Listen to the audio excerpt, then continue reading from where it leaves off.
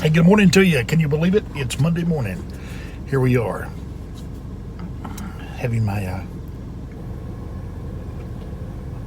coffee. Just had me a McGriddle from McDonald's. Hey, those are pretty good. Have you tried those? That's my second one to try. I had to try the first one, just to try it. Then the second one, I had to make sure that I enjoyed the first one. So I had to try a second one this morning. So I did. Anyway, it's beginning of a new week, and can you believe it? It's already, and we're into September, and oh my goodness, time just flies by. In one regard, it seems like forever that this year's dragged on because of the pandemic and all the other stuff going on, including the hurricane. For those folks that have been greatly affected by that, I know that has got to be a most unpleasant experience, to say the least. That's an understatement. Anyway, our prayers continue for those that have been in some way affected by Hurricane Laura.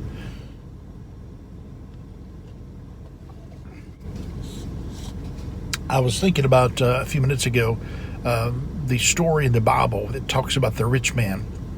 And he looked around and he goes, hey, I've got so much stuff, I'm going to tear down my barns and build bigger barns. And no doubt he was rich, but he had become a hoarder in his richness. And I believe sincerely, as a matter of fact, I know from experience, God does bless you. He blesses you. If you're faithful to give to Him, if you're faithful to pay your tithes and your offering, you're faithful to live for God, He does indeed bless you. But He never intended to bless us for us to become hoarders.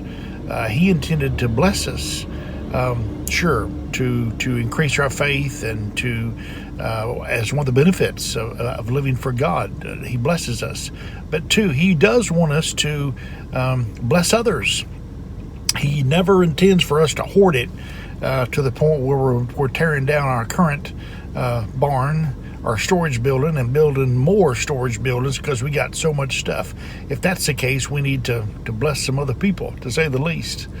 But this man, the rich man in the Bible, he hoarded it for himself, and he built bigger barns and says, I got so much stuff that I'm just going to build bigger barns to put all my stuff. Again, God never intended for us to become Christian hoarders, but with a blessing, He expects us to bless others, and that includes also even knowledge of God and our testimony. And hey, at church, we're not supposed to keep all of it for ourselves. We're supposed to tell other people the good news. We're supposed to tell other people that you too can be blessed of God. You too can find salvation and hope. And you too can be healed and be delivered and be an overcomer in God. Now, if we don't tell some folks what God's did for us, guess what that makes us? It makes us spiritual hoarders, and that is never the intention of God. When He blesses, when He delivers, when He sets you free, when He heals your body, when He gives you salvation, and your life is turned around, He expects you to tell some folks the good news. He expects some folks to hear from you that God has blessed you. And but we're not to become spiritual hoarders and keep it all to ourselves. Like the little song says, this little light of mine, I'm going to let it shine, let it shine, let it shine.